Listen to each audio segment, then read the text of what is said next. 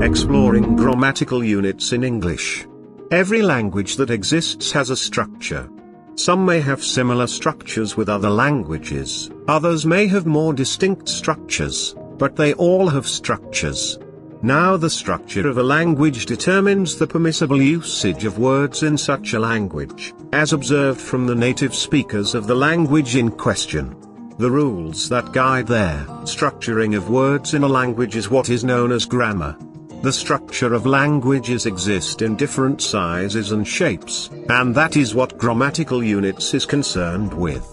So, grammatical units refer to the various structures that exist in a language from the smallest to the largest. That is, the different realizable structures in a language that can be used for expression and communication, irrespective of their size or rank on the grammatical rank scale. There are 5 elements under grammatical units: sentence, clause, phrase or group, word, and morpheme. Sentence is the largest grammatical unit made up of one or more clauses. For example, John is a boy. Magda visited the office before she left for the meeting. Example A is a sentence with one clause, an independent clause. This sentence is known as a simple sentence, while example B is a sentence with an independent clause and a subordinate clause. This sentence is known as a complex sentence.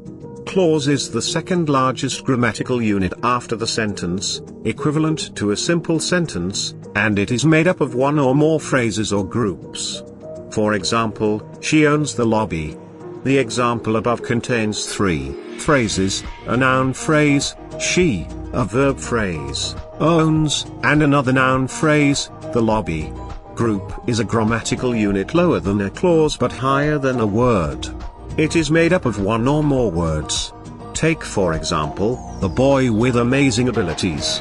The sentence above is a phrase made up of 5 words: a determiner, there, an noun, boy, a preposition, with, an adjective, amazing, and a noun, abilities. Depending on the school of thought concerned, we can refer to it as a phrase or a group.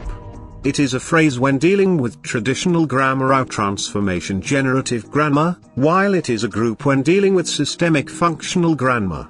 Some examples of groups include nominal group, verbal group and adjectival group, while some examples of phrases include noun phrase, verb phrase and adverb phrase. Word is a grammatical unit lower than group, but higher than a morpheme. Hence a word can be made up of one or more morphemes. Take for example, banks. The example above is a word made up of 2 morphemes, bank, and s.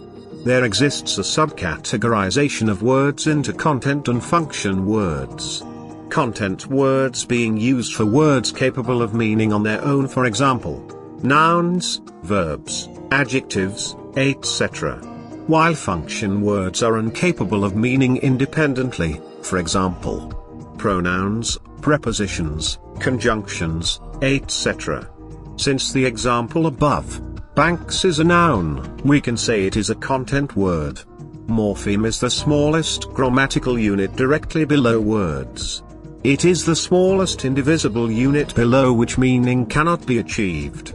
Every grammatical unit has a morpheme in it, since the units below make up the units directly above. For example, morphemes make up words, words make up phrases or groups, phrases or groups make up clauses, and clauses make up sentences. Here are examples of morphemes: boy, and. Example A is a type of morpheme called a free morpheme. This is because it can stand alone to express meaning. Free morphemes are equivalent to words, but not all words are free morphemes. Example B is a type of morpheme known as bound morphemes. Bound morphemes are morphemes that are incapable of expressing meaning independently, and need to be appended or attached to free morphemes to be meaningful. They have grammatical consequences, however, they are grouped into inflectional bound morphemes, which affect the grammaticality of words, and derivational bound morphemes, which change the class of words. The bound morpheme in example B is a derivational morpheme because it can change the class of the word it gets added to. For example, account plus ant accountant. Bound morphemes take a dash before them to indicate their inability to express meaning or stand alone. So grammatical units are the totality of structures that exist in a language, ranging from the highest to the lowest. The highest being the sentence and the lowest being the morpheme with words, phrases and clauses between them. Each grammatical unit is made up of the unit directly below it, which shows the inherent interrelationship that exists between them. See you soon.